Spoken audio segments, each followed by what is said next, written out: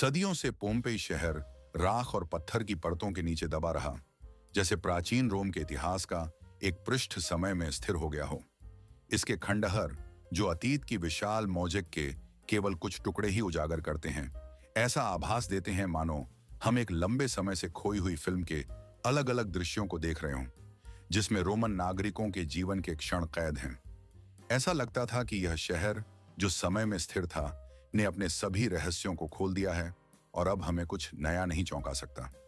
लेकिन हाल के वर्षों में पुरातत्वविदों ने अद्भुत खोजें की हैं, जो इस प्राचीन शहर और उसके निवासियों की हमारी समझ को पूरी तरह से बदल देती हैं। विशेष रूप से महत्वपूर्ण वे खोजें हैं जो हाल ही में साफ की गई सड़कों में की गई हैं, जिन्हें 9वां जिला पोम्पेई के नाम से जाना जाता है, जो लंबे समय तक लगभग अछूता और ज्वालामुखी राख की परत के नीचे छिपा रहा। यहीं से ऐसे खुलासे आए हैं जो पोम्पेई में जीवन और पूरी प्राचीन रोमन सभ्यता की संस्कृति के बारे में हमारी धारणाओं को उलट सकते हैं।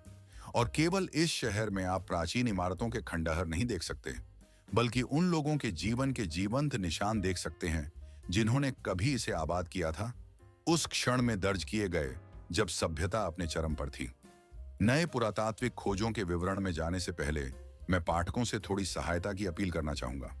आपका ध्यान, रुचि और संभवतः थोड़ी सी मदद इस अद्वितीय शहर के इतिहास को पुनर्स्थापित करने के लिए किए गए काम के लिए सबसे अच्छी कृतज्ञता होगी। समझने और समर्थन के लिए धन्यवाद। सदियों से पोम्पेई की कहानी मलबे, अतीत की छायाओं, खंडहर इमारतों और संरक्षित वस्तुओं के माध्यम से प्रेषित की गई थी। जॉन ऐसे लंबे समय से भूले हुए सपनों के टुकड़ों के माध्यम से।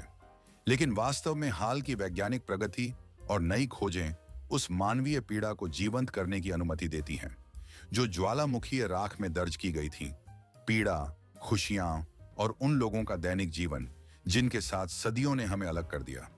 ये खोजें केवल पहले से झांक चित्र में नए विवरण जोड़ने के लिए नहीं हैं, बल्कि एक वास्तविक प्रगति है जो प्राचीन दुनिया की हमारी समझ को पूरी तरह से बदल सकती है। यह उजागर कर सकती है कि उनका जीवन कैसा था, उनका काम और उनकी भावनाएं कैसी थीं। और सबसे महत्वपूर्ण बात यह है कि ये खोजें लगभग 2000 वर्षों तक प्यूमिस और पत्थर की परत के नीचे दबी रहीं, अपने समय की प्रतीक्षा करती रहीं, ताकि फिर से अपनी कहानी कह सकें। इनमें से कुछ अद्भुत प्रमाण हैं जो रोमन जीवन के छिपे हुए पहलुओं को उजागर करते हैं, जैसे कि जेल की बेकरी, जहां ऐसा प्रतीत होता है इतिहास के सबसे अंधेरे और अक्सर भुला दिए गए पृष्ठ जुड़े हुए हैं जो शोषण और क्रूरता से संबंधित हैं। इसके अलावा बच्चों के हाथ से बनाए गए चिंताजनक स्केच भी मिले हैं जो अतीत के समग्र चित्र में विशेष भावनात्मक गहराई जोड़ते हैं। ये खोजें न केवल ऐतिहासिक जानकारी को पूरा करने की अनुमति देती हैं, बल्कि उन्हें फिर से लिखने की भी, उन्हें अधिक पूर्ण और जीवंत बनाती हैं। हमारे सामने एक यात्रा है जिसके दौरान हम पोम्पेई के 9वें जिले में नए खोजों के बारे में जानेंगे, जो हमें अतीत को नए सिरे से एक अलग दृष्टिकोण से देखने के लिए मजबूर करते हैं। पुरातत्वविदों ने पोम्पेई में एक पूरा भोज कक्ष खोजा है जिसकी दीवारें आश्चर्यजनक रूप से अच्छी स्थिति में संरक्षित हैं और ऐसी फ्रेस्को से सजाई गई जो इतनी बारीकी और कौशल से बनाई गई हैं कि वे सच्ची प्रशंसा उत्पन्न करती हैं। यह खोज क्षेत्र का एक सच्चा गहना है जो हमारे विचारों को उस समय की उच्च समाज की जीवन शैली के बारे में पूरी तरह से बदल देता है। जब पोम्पेई अपने उत्कर्ष पर था, ईसा मसीह के जन्म के बाद 69वें वर्ष में, यह कक्ष, जो प्रभावशाली 15 मीटर लंबा है, भव्य स्वागत और भव्य आयोजनों के लिए एक स्थान के रूप में कार्य करता था, जो इसके मालिकों की संपत्ति और स्थिति का प्रतीक था। इसकी दीवारें, जो कोयले के काले रंग में बनाई गई थीं, न केवल इंटीरियर का फैशनेबल तत्व थीं, बल्कि एक सोचा समझा व्यावहारिक समाधान भी थीं। तेल के दीपों की मृदु रोशनी में बने अंधेरे में कालिख और धुआं लगभग अदृश्य हो जाते थे, जिससे दीवारों की स्वच्छता और सुंदरता बनी रहती थी। लेकिन इसके पीछे एक गहरा अर्थ भी छिपा था। गहरे रंगों में एक पृष्ठभूमि बनाई गई थी जो चमकीली, विस्तार से चित्रित फ्रेस्को के लिए थी, जो ऐसा लगता था कि आग की झिलमिलाहट में जीवंत हो उठती थीं, दर्शक को पौराणिक कथाओं में डुबो देती थीं। पूरा कक्ष पोम्पेई की उच्च समाज की जीवन शैली का एक दुर्लभ और जीवंत चित्र प्रस्तुत करता है। वही अभिजात वर्ग जो शहर की दुखद मृत्यु से कुछ ही क्षण पहले विलासिता और परिष्कृत सुखों का आनंद ले रहा था। यह अनोखा अतीत का दृष्टिकोण यह समझने की अनुमति देता है कि उस समय के उच्च वर्ग कैसे आराम करते थे और स्वास्थ्य बनाए रखते थे, और साथ ही वे अपने स्थिति और प्रभाव को कैसे प्रदर्शित करते थे। यदि आप सोचते हैं कि आधुनिक स्पा सैलून और स्वास्थ्य प्रक्रियाएं केवल एक नया फैशन ट्रेंड है, तो पोम्पेई में हाल की पुरातात्विक खोजें इस भ्रम को पूरी तरह से दूर कर देती हैं। हाल ही में वैज्ञानिकों ने शहर के इतिहास में सबसे बड़े निजी स्पा कॉम्प्लेक्स में से एक को खोदा है, जो अपनी व्यापकता और विवरणों की समृद्धि में उस समय के अधिकांश ज्ञात नमूनों को पार करता है। इस कॉम्प्लेक्स के अंतर्गत एक फ्रिजिडेरियम, शरीर को मजबूत करने और सख्त करने के लिए एक विशेष ठंडा कक्ष, और एक विशाल ऑडिटोरियम, विश्राम और आराम के लिए स्थान पाया गया। एक विशाल चेंजिंग रूम और एक शानदार स्विमिंग पूल, जो सूक्ष्म स्वाद और सुंदर सजावट के साथ बनाया गया था, भी अनदेखा नहीं किया जा सकता। विशेष रूप से दिलचस्प यह है कि यह जटिल स्नान प्रणाली हाल ही में क्षेत्र में खोजे गए भोज कक्ष से जुड़ी हुई थी, जिसकी दीवारें गहरे काले रंग में रंगी गई थीं। यह कक्ष ऐसा लगता है न केवल मनोरंजन के लिए, बल्कि मालिकों की संपत्ति और स्थिति के प्रदर्शन के लिए भी कार्य करता था। स्पा कॉम्प्लेक्स के केंद्र में एक भव्य आंतरिक आंगन था, जिसे स्पोटेपिक कहा जाता था, जो रोमन समझ को भी उपयोगितावादी विश्राम क्षेत्रों में सामंजस्य और सौंदर्य शास्त्र को रेखांकित करता था। कॉम्प्लेक्स की दीवारों को दूसरे और तीसरे पोम्पेई शैली में फ्रेस्को से सजाया गया था, जीवंत दृश्यों से भरपूर, जिनमें एथलीटों, पहलवानों और जिम्नेशियम की ग्रीक कला से प्रेरित आकृतियों के चित्रण शामिल थे। ये चित्र इस बात का प्रमाण है कि यह स्थान केवल स्नान और विश्राम के लिए नहीं था, बल्कि यह एक जटिल स्थान था जहां स्वास्थ्य, कला और सामाजिक प्रतिष्ठा का संगम होता था। खुदाई के प्रमुख गैब्रियल जुकट्रीगेल के अनुसार पूरा कॉम्प्लेक्स एक शो और सार्वजनिक प्रदर्शनों के लिए डिजाइन किया गया था, जिसका केंद्र घर का मालिक था। अभिजात वर्ग के लिए स्नान गृह में जाना केवल एक स्वच्छता प्रक्रिया नहीं थी, बल्कि यह स्थिति का एक कार्य था, सांस्कृतिक और सामाजिक संबंधों का प्रदर्शन। लेकिन सबसे चौंकाने वाली खोज बच्चों द्वारा बनाई गई ग्राफिक छवियों की खोज है, जिनमें से कुछ की उम्र केवल 5 से 7 वर्ष थी। ये चित्र, जो फर्श से लगभग 15 सेंटीमीटर की ऊंचाई पर चारकोल पेंसिल से बनाए गए थे, क्रूर हिंसा के दृश्य दिखाते हैं। दीवारों पर भाले से लैस ग्लैडिएटर, जंगली जानवरों से लड़ते शिकारी और यहां तक कि मुक्केबाज भी देखे जा सकते हैं, जो मुकाबले के बीच में हैं, जिनमें से कुछ जमीन पर पराजित पड़े हैं। चित्रों में एक ईगल का सिर भी दिखाई देता है, जो काफी असामान्य लगता है। ये स्केच केवल बच्चों की चित्रकारी नहीं है, बल्कि खूनी खेलों के जीवंत चित्रण हैं, जो रोजमर्रा की जिंदगी का हिस्सा थे। दीवारों पर उकेरे गए छोटे हाथों के निशान विशेष महत्व रखते हैं। यह इस बात का भयानक प्रमाण है कि पोम्पेई में क्रूरता और हिंसा को कुछ विदेशी नहीं, बल्कि अस्तित्व के एक स्वाभाविक हिस्से के रूप में देखा जाता था। नेपल्स विश्वविद्यालय के मनोवैज्ञानिकों ने यह राय व्यक्त की कि ये चित्र बच्चों की कल्पना या कल्पना नहीं थे। वे वास्तविक अवलोकनों के आधार पर बनाए गए थे, क्योंकि ऐसा लगता है कि छोटे बच्चों ने इसे अपनी आंखों से देखा था। दूसरे शब्दों में, ये बच्चे कहानियां नहीं बना रहे थे, बल्कि उन दृश्यों को फिर से बना रहे थे जो उन्होंने वास्तव में देखे थे। गैब्रियल जुकट्रीगेल ने जोर देकर कहा कि ये खोजें प्राचीन रोमन समाज के बारे में पारंपरिक धारणाओं को फिर से जांचने के लिए मजबूर करती हैं। वे उस मिथक का खंडन करती हैं कि क्रूरता और हिंसा उस समय कुछ असाधारण या छिपी हुई थी। इसके विपरीत ये प्रमाण न दिखाते हैं कि क्रूरता और बर्बरता को जीवन का एक सामान्य हिस्सा माना जाता था, यहां तक कि सबसे कम उम्र के लोगों के लिए भी। इन खोजों के आलोक में यह समझा जा सकता है कि पोम्पेई में हिंसा आभासी मनोरंजन नहीं थी, यह वास्तविक, जीवंत और लगातार उपस्थित थी। प्राचीन पोम्पेई के क्षेत्र 9 में खुदाई कर रहे पुरातत्वविदों ने संभवतः एक अनूठी खोज की है, जो इतिहास में पिज्जा का सबसे प्राचीन उल्लेख हो सकता है, या कम से कम हमें इसके पूर्ववर्ती के बारे में मूल्यवान जानकारी दे सकता है। एक इमारत के अंदर खोजी गई एक अच्छी तरह से संरक्षित भित्तिचित्र पर एक चांदी की थाली पर रखी एक रोटी और उसके बगल में एक गिलास शराब दिखाई देती है। बेशक तकनीकी रूप से यह हमारे सामान्य समझ में पिज्जा नहीं है, क्योंकि उस समय टमाटर और मोज़रेला अभी तक रोमन रसोई तक नहीं पहुंचे थे और भित्ति चित्र में उपयोग की गई सामग्री आधुनिक से भिन्न है। फिर भी चित्रित और पिज्जा के बीच समानता को नजरअंदाज करना मुश्किल है। छवि में एक रोटी दिखाई गई है जो संभवतः अनार, खजूर, मसाले और शायद मोरिटम पेस्ट, प्राचीन रोमन दुनिया में लोकप्रिय लहसुन, जड़ी बूटियों और पनीर का संयोजन जैसे उत्पादों के मिश्रण से ढकी हुई है। हालांकि यह आज की पिज्जा से काफी अलग है। यह खोज अपने आप में यह दर्शाती है कि कैसे रोजमर्रा के व्यंजन अभिजात वर्ग के समृद्ध इंटीरियर में चित्रित किए जा सकते थे। पोम्पेई में पुरातात्विक खुदाई के निदेशक गैब्रियल जुकट्रिगेल ने बताया कि साधारण भोजन और भव्य चांदी के स्टैंड के बीच का विरोधाभास गहरे सांस्कृतिक अर्थ को उजागर करता है। साधारण भोजन धन और सुंदरता से घिरा हुआ आधुनिक प्रथा की याद दिलाता है, जिसमें स्ट्रीट फूड को महंगे चीनी मिट्टी का बर्तनों पर फोटो खींचकर सोशल मीडिया पर प्रदर्शित किया जाता है। यह विरोधाभास यह दर्शाता है कि प्राचीन काल में भी लोग अपनी जीवन शैली का दृश्य चित्रण करते थे, सरलता और भव्यता को मिलाकर।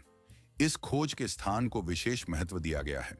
वह स्थान जहां यह भित्तिचित्र पाया गया था एक एट्रियम में स्थित है, जो एक इमारत के पास है जिसमें एक ईंट की भट्टी थी, जो यह सुझाव देती है कि यह भोजन कक्ष या यहां तक कि एक रोमन कैफे का हिस्सा हो सकता है। ऐसा संदर्भ खोज को अतिरिक्त महत्व देता है, क्योंकि यह दर्शाता है कि पोम्पेई में ऐसे स्थान थे जहां लोग खा सकते थे और संवाद कर सकते थे, संभवतः एक सार्वजनिक स्थान में भी। इसी समय पोम्पेई के क्षेत्र 9 में सबसे सचमुच चौंकाने वाली और यहां तक कि सदमे में डालने वाली खोजों में से एक प्राचीन रोम की रोजमर्रा की जिंदगी के पीछे की कठोर वास्तविकताओं को उजागर करेगी। पुरातत्वविदों ने एक बेकरी की खोज की जो एक साथ जेल के रूप में भी काम करती थी, एक स्थान जहां गुलाम लोग और जानवर बंद थे और अत्यधिक क्रूर परिस्थितियों में काम करने के लिए मजबूर थे। यह आराम या भोजन तैयार करने का स्थान नहीं था, बल्कि एक वास्तविक पीड़ा की मशीन थी। फर्श में काटी गई गहरी खांचे यह दर्शाती हैं कि दासों पर पूर्ण नियंत्रण के लिए एक प्रणाली बनाई गई थी। आंखों पर पट्टी बांधकर गधों को घंटों तक चक्की के चारों ओर चलने के लिए मजबूर किया जाता था। श्रमिक अक्सर जालीदार खिड़कियों वाले कमरे के अंदर बंद, स्वतंत्रता की किसी भी आशा से वंचित भयावह परिस्थितियों में काम करते थे। यह स्थान केवल कार्यात्मक नहीं था, इसे उत्पीड़न और दमन के लिए डिजाइन किया गया था। गैब्रियल जुकट्रिगेल ने इसे प्राचीन दास्ता के सबसे चौंकाने वाले पहलुओं में से एक कहा, क्योंकि वहां की बेकरी केवल कार्यस्थल नहीं थी, बल्कि शोषण का प्रतीक थी, जो महान रोम की अर्थव्यवस्था को पोषित करती थी। जबकि धनी रोमनों ने कुछ ही कदमों की दूरी पर भव्य दावतों का आनंद लिया, उनके लिए रोटी बनाने वाले लोग हिंसा, जबरदस्ती और दास्ता की स्थितियों में रहते थे। एक ऐसी दुनिया में जहां अभी तक फिल्टर और छानने वाली तकनीकें नहीं थीं, रोमनों ने चमकीले और गहरे रंगों से प्रभाव डालना सीखा।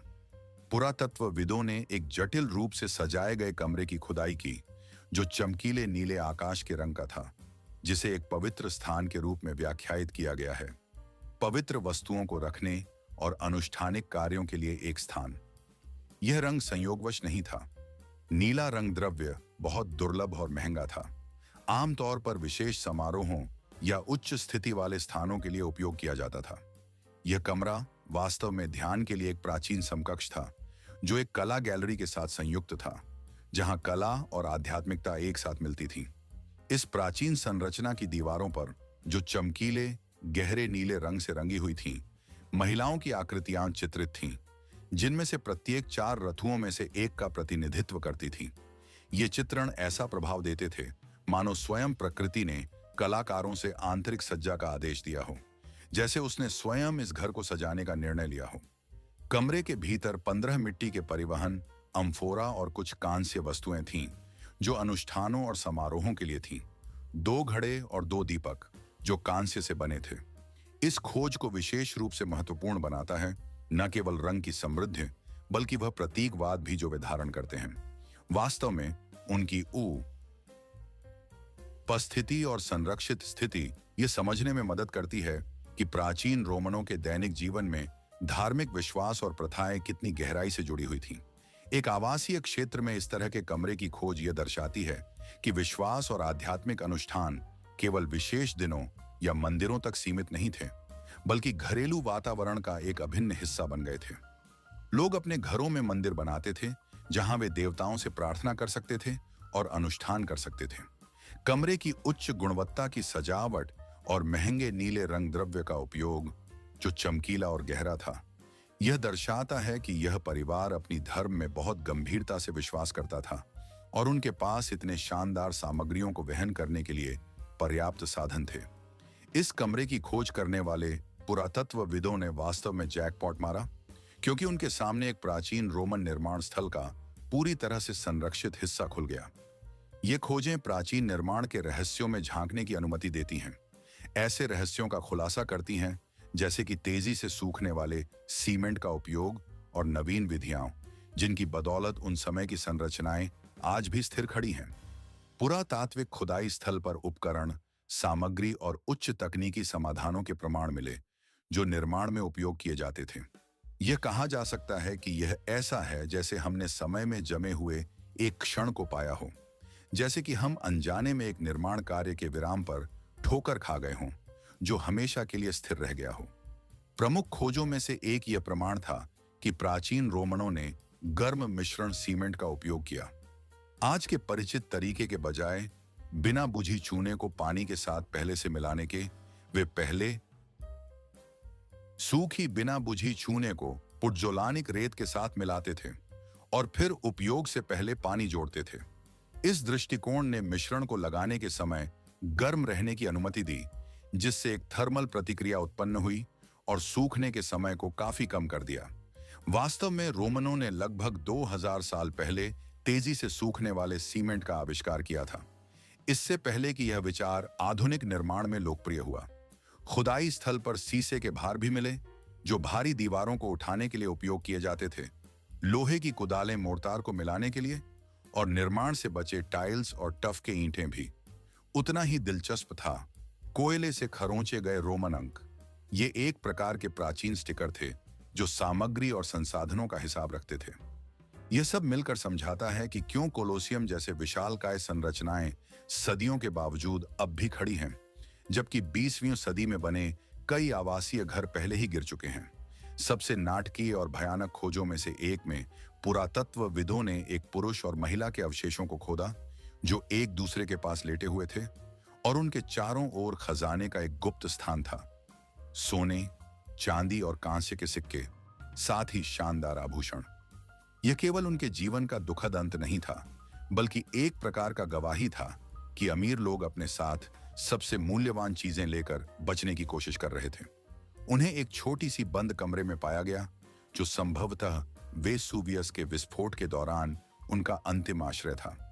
ज्वालामुखी राख ने पहले ही घर के बाकी हिस्से को भर दिया था, और इस कमरे के अंदर महिला बिस्तर पर लेटी थी, अपने हाथों में सिक्के और आभूषण पकड़े हुए, मानो किसी भी हालत में उन्हें अपने पास रखने की कोशिश कर रही हो। उनके जीवित रहने की निराशाजनक कोशिश अपने धन को पकड़कर इस दृश्य को एक दुखद चित्र में बदल दिया, एक जीवंत गवाही कि प्राचीन खंडहरों की राख से बचे अद्वितीय ढालों के कारण पुरातत्वविदों को नष्ट हुई इमारत की योजना को अद्भुत सटीकता और विस्तार के साथ पुनः स्थापित करने का अवसर मिला।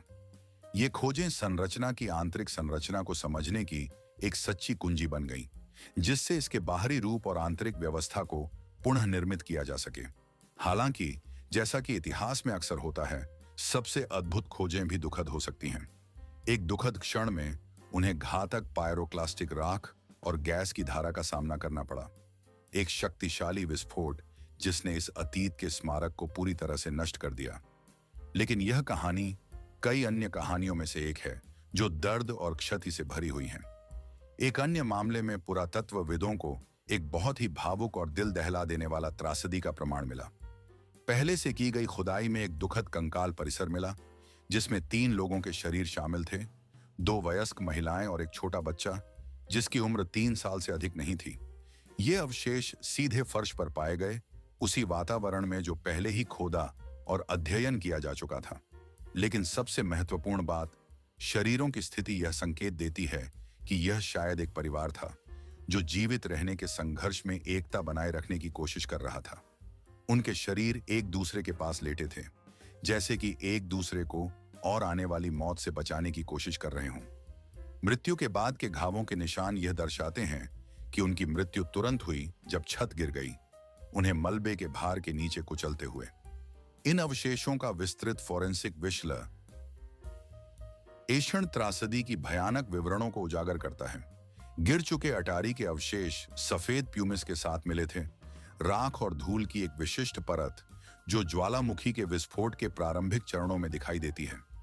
यह प्रमाण बताता है कि ये लोग पहले शक्तिशाली राख के विस्फोट से बच गए थे, लेकिन अंततः मारे गए जब इमारत लावा और राख के दबाव में गिर गई। उनके शरीर मलबे के नीचे दब गए थे और ऐसा लगता है कि उनकी मृत्यु तुरंत हो गई थी। इस खोज को विशेष रूप से मार्मिक और संवेदनशील बनाता है निस्संदेह एक बच्चे की उपस्थिति। एक छोटा लड़का या लड़की, केवल 3 साल का, यह सबसे कम उम्र का शिकार है जिसके बारे में हम निश्चितता के साथ बात कर सकते हैं। इतिहास में अक्सर ऐसी छोटी त्रासदी के शिकार भूल जाते हैं, उन्हें केवल आंकड़ों या पुरातात्विक वस्तुओं के रूप में देखा जाता है। लेकिन इस मामले में यह एक जीवित प्राणी की बात है, एक बच्चा जिसके पास शायद पसंदीदा खिलौने, पसंदीदा खाना और शायद रात की कहानियां थीं, जो अब हमेशा के लिए एक भयानक दिन में समाप्त हो गईं। यह केवल हड्डियों की खोज नहीं है, यह मासूमियत की याद दिलाता है जो प्राकृतिक आपदा से निर्दोष रूप से नष्ट हो गई। इसके साथ ही पुरातत्वविदों ने कुछ बिल्कुल अप्रत्याशित खोजा। एक फुलौनिका, एक रोमन लॉन्ड्री जो कपड़े धोने के लिए एक जटिल प्रणाली थी। भवन के अंदर पत्थर के काउंटर और धोने के टब थे जो इमारत की संरचना में इस तरह से बनाए गए थे कि यह केवल एक सहायक कमरा नहीं था, बल्कि कपड़े की सफाई और प्रसंस्करण के लिए एक पूर्ण कार्यशाला थी। दिलचस्प बात यह है कि यह लॉन्ड्री एक अपार्टमेंट बिल्डिंग के वेस्टिब्यूल में स्थित थी, जो दर्शाता है कि शहर के निवासी शायद अपने घरों में प्रवेश करने से पहले अपने कपड़े ठीक करने के लिए इससे गुजरते थे। यह तथ्य दिखाता है कि रोमन शहरी जीवन में स्थान के तर्क संगत उपयोग को कितना महत्व दिया गया था। यहां तक कि कपड़े धोने जैसी महत्वपूर्ण घरेलू प्रक्रियाएं भी आवासीय क्षेत्रों से अलग नहीं की गई थीं, बल्कि घर के समग्र स्थान में एकीकृत थीं। लॉन्ड्री में काम के दौरान फुलर की मिट्टी, एक विशेष पाउडर का उपयोग किया जाता था जो गंदगी और तेल को हटाने में मदद करता था। इसके लिए कपड़ों में पानी मिलाया जाता था और कभी-कभी मानव मूत्र का उपयोग किया जाता था जो अमोनिया से भरपूर होता था, जो सफाई में उत्कृष्ट था। श्रमिक कपड़ों को पैरों से रौंदते थे ताकि गंदगी हट सके, फिर उन्हें धोते और कभी-कभी उसी स्थान पर रंग भी देते। यह सब प्रमाण दिखाता है कि रोमन लोगों का दैनिक जीवन व्यावहारिक समाधानों से भरा हुआ था, जो अक्सर आधुनिक मानकों के अनुसार काफी असामान्य थे। लेकिन इसके पीछे कुछ और है जो पहली नजर में नहीं दिखता। वे पौराणिक दृश्य जो प्राचीन दीवारों को सजाते थे, केवल सजावट के लिए नहीं थे, बल्कि रात के खाने के दौरान बातचीत के विषय भी बन जाते थे। ये चर्चाएं अक्सर मानव भाग्य, उसकी नैतिकता और जीवन में किए गए चुनावों पर बहस का कारण बनती थीं।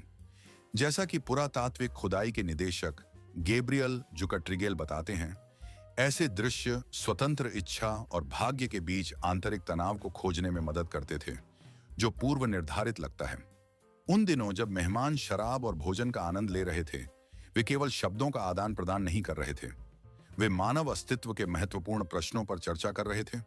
उदाहरण के लिए, वे इस बात पर बहस करते थे कि क्या प्राचीन मिथकों की नायिका हेलेन ने अपने दिल की सुनी थी, या वह केवल भाग्य द्वारा संचालित देवताओं के हाथों की कठपुतली थी। रोमनों के लिए रात का भोजन केवल भोजन ग्रहण करना नहीं था, यह जीवन के मुख्य प्रश्नों के उत्तर खोजने का समय था। और यह सब एक भव्य भित्तिचित्र के नीचे होता था, जो उतना ही नाटकीय लगता था जितनी उस पर चित्रित कहानियां। इस संदर्भ में रात का भोजन एक बौद्धिक और दार्शनिक आयोजन बन जाता था, जहां हर कोई महान चर्चाओं में भाग लेने वाले की भूमिका निभा सकता था। आधुनिक राजनीतिक अभियान गंदे और कभी-कभी अनैतिक हो सकते हैं, लेकिन प्राचीन रोमनों ने इस मामले में आधुनिकता से कम नहीं थे। उन्होंने इस पहलू को एक नए स्तर तक पहुंचाया। सार्वजनिक इमारतों और घरों की दीवारों पर सीधे चुनावी विज्ञापन उकेरकर। पोम्पेई में पुरातत्वविदों ने इसके कई प्रमाण पाए हैं। विशेष राजनेताओं का समर्थन करने वाले शिलालेख और ग्राफिटी। उदाहरण के लिए, उनमें से एक व्यक्ति का नाम एवल रस्टिवर था, जिसके आद्य अक्षर ARV घरों की दीवारों, चक्कियों और यहां तक कि घरेलू वस्तुओं पर उकेरे गए थे। कल्पना कीजिए एक प्राचीन ट्विटर, केवल बिना किसी अक्षर सीमा के और संदेशों की निरंतर धारा के साथ। यह केवल समर्थन का आकस्मिक प्रदर्शन नहीं था, बल्कि एक सोची समझी रणनीति का हिस्सा था। इतिहासकारों का मानना है कि ऐसे शिलालेख एक व्यापक अभियान का हिस्सा हो सकते थे, जिसमें संभवतः सार्वजनिक समर्थन के लिए स्थानीय निवासियों को भुगतान भी शामिल था। दूसरे शब्दों में, यह चुनावी रिश्वतखोरी थी, लेकिन छेनी के माध्यम से और आधुनिक राजनेताओं के योग्य पैमाने पर। केवल कल्पना कीजिए कि जब दुकानों और घरों की दीवारों पर ऐसे ग्राफिटी उकेरे जाते थे, तो मालिकों की क्या प्रतिक्रिया होती होगी। उनमें से एक लिख सकता था, तुमने मेरी बेकरी पर राजनीतिक विज्ञापन उकेरा है, उम्मीद है तुमने सोने में भुगतान किया होगा। फिर भी इन उपायों के बावजूद यह अभियान सफल रहा। एवल रस्टिवर का नाम लगभग 2000 वर्षों तक संरक्षित रहा, किसी भी आधुनिक राजनीतिक नारे या पोस्टर की तुलना में अधिक लंबा। बेशक इन सभी प्रयासों ने उसे उस भाग्य से नहीं बचाया जो पोम्पेई को मिला। जब वेसुवियस फटा, सब कुछ नष्ट हो गया और राख और लावा की परतों के नीचे दफन हो गया। पुरातत्वविदों ने शहर में 2 घर पाए जिनमें एट्रियम थे, जो उस समय तक कई शताब्दियों पुराने थे। समनाइट काल में निर्मित, जब पोम्पेई अस्कान भाषी समनाइट्स का हिस्सा था, ये इमारतें रोमन मानकों के अनुसार भी ऐतिहासिक रूप से महत्वपूर्ण मानी जाती थीं। 49 ईस्वी तक दोनों घर बड़े पैमाने पर मरम्मत की स्थिति में थे। यह लगभग वैसा ही था जैसे आज एक पुरानी इमारत को आधुनिक आवास में बदलना, सिवाय इसके कि ये काम हमेशा के लिए समय में जमे हों। रह गए। इसका प्रमाण बिखरे हुए उपकरण, कोनों में रखी निर्माण सामग्री के ढेर और दीवारें जो पुनः प्लास्टरिंग की प्रक्रिया में थीं। यह सब एक निर्माण स्थल का आभास कराता था, न कि एक आवासीय घर का। यह कल्पना करना आसान है कि उन दिनों इन घरों के मालिक बजट, समय सारिणी और अधीर श्रमिकों के बीच संतुलन बनाते हुए समय सीमा और मौसम की परिस्थितियों के अनुसार काम पूरा करने की कोशिश कर रहे थे। लेकिन यह सब अचानक रुक गया जैसे ही वेसुवियस ज्वालामुखी फटा। निर्माण कार्य हमेशा के लिए रोक दिए गए, समय में स्थिर होकर पुरातात्विक स्मृति का हिस्सा बन गए। ये अधूरे मरम्मत कार्य हमें एक अनोखी झलक देते हैं। कभी कभी सबसे छोटी छोटी बातें अतीत को आश्चर्यजनक रूप से मूर्त और जीवंत बना सकती हैं। उसी कमरे में जहां कभी लोग रहते और मरते थे, अपनी संपत्तियों को हाथ में थामे हुए पुरातत्वविदों ने एक सचमुच अनोखी खोज की। एक कांस्य का कैंडेलाब्र जो भयानक ज्वालामुखी विस्फोट के दौरान गिर गया था। लेकिन यह वस्तु सिर्फ एक दीपक या लैंप नहीं थी, यह विलासिता का एक नमूना था। प्राचीन रोमन युग का आधुनिक उच्च श्रेणी के डिजाइनर प्रकाश के समकक्ष। अपने समय में यह कैंडेलाब्र गर्व से संगमरमर की मेज पर खड़ा होता था। नरम गर्म रोशनी बिखेरता था, जो पास बैठी जोड़ी के लिए आराम और शांति का माहौल बनाता था, जो शायद अपने सिक्के गिन रही थी, योजनाएं बना रही थी या बस मौन का आनंद ले रही थी। और अचानक सब कुछ बदल गया। धरती कांपने लगी, हवा राख से भर गई और यह सुंदर वस्तु जैसे भाग्य के अधीन होकर फर्श पर गिर गई। इसका अंतिम स्थान ठीक उसी स्थिति में बना रहा जैसा कि गिरने के समय था, समय में लगभग 2000 वर्षों तक स्थिर। प्राचीन काल में कांस्य के कैंडेलाब्र न केवल प्रकाश के साधन थे, बल्कि धन और स्थिति के स्पष्ट संकेतक भी थे। वे सफलता, धन और मालिकों के अच्छे स्वाद का प्रतीक थे। यही कारण है कि ऐसा कैंडेलाब्र सिर्फ एक कार्यात्मक वस्तु नहीं था, बल्कि समृद्धि और सफलता का प्रमाण था। हालांकि अपनी सारी सुंदरता के बावजूद यह लैंप प्रकृति की विनाशकारी शक्ति से नहीं बच सका। आपदा के क्षणों में धन और सुंदरता उतनी ही आसानी से गिर जाते हैं जितना कि बाकी सब कुछ। राख मुश्किल से फर्श पर गिरी थी जब पुरातत्वविद उस कमरे में दाखिल हुए, जो कभी पोम्पेई के लोरारिया घर की एक सामान्य शयनकक्ष थी। प्राचीन शहर जो राख और लावा की परत के नीचे दफन हो गया था। लेकिन जो उन्होंने खोजा वह सिर्फ धूल और मलबे से कहीं अधिक था। यह उन लोगों के जीवन की एक भयानक और मार्मिक खिड़की बन गया, जिनकी किस्मत अचानक सबसे अप्रत्याशित क्षण में समाप्त हो गई। कमरे के केंद्र में एक भूतिया रूपरेखा उभर रही थी। यह एक साधारण लकड़ी का बिस्तर था। प्लास्टर कास्ट का उपयोग करते हुए विशेषज्ञ बिस्तर के फ्रेम का आकार पुनः स्थापित करने में सक्षम थे और यहां तक कि तकिए पर छोड़ी गई कपड़े की कमजोर निशानियां भी खोजी। पास में एक क्षतिग्रस्त लकड़ी का संदूक था, आंशिक रूप से खुला, जैसे कि कोई जल्दी में उससे कुछ निकालने या अंतिम क्षणों में छिपाने की कोशिश कर रहा था। इस संदूक के अंदर रोजमर्रा की वस्तुएं थीं। एक छोटा तिपाई वाला मेज, सजावटी कटोरे और मलबे के बीच आश्चर्यजनक रूप से विस्तृत तेल का दीपक। इस पर रोमन देवता ज्यूस को दर्शाया गया था, जो एक चील में बदल रहा था। एक मिथक, जिसे एक साधारण वस्तु पर उकेरा गया था, जो प्रकाश का स्रोत थी। इस खोज में न तो सोना था, न ही कीमती रत्न, केवल एक औसत पर इवार की साधारण संपत्ति। यही इस खोज को विशेष शक्ति और मूल्य प्रदान करता है। यह शयन कक्ष कोई स्मारक या प्रदर्शनी नहीं था। यह एक वास्तविक स्थान था, एक घर जिसमें वास्तविक लोग रहते थे, अपनी कहानी और किस्मत के साथ। और यह हमें वह बताता है जो भव्य विला या समृद्ध महल कभी नहीं बताएंगे, कि एक साधारण आरामदायक जीवन बनाने का क्या मतलब था जब अचानक पूरी दुनिया ढह गई। इस एपिसोड को अंत तक देखने के लिए आप सभी का बहुत बहुत धन्यवाद। आपका समर्थन, आपका ध्यान और रुचि हमारे लिए बहुत महत्वपूर्ण है। आपके लाइक और सब्सक्रिप्शन की अहमियत को न भूलें। यह हमें आपके साथ महत्वपूर्ण और दिलचस्प कहानियां साझा करने में मदद करता है। और निश्चित रूप से नवीनतम समाचारों और नए एपिसोड के साथ अपडेट रहने के लिए बेल आइकन को दबाना न भूलें।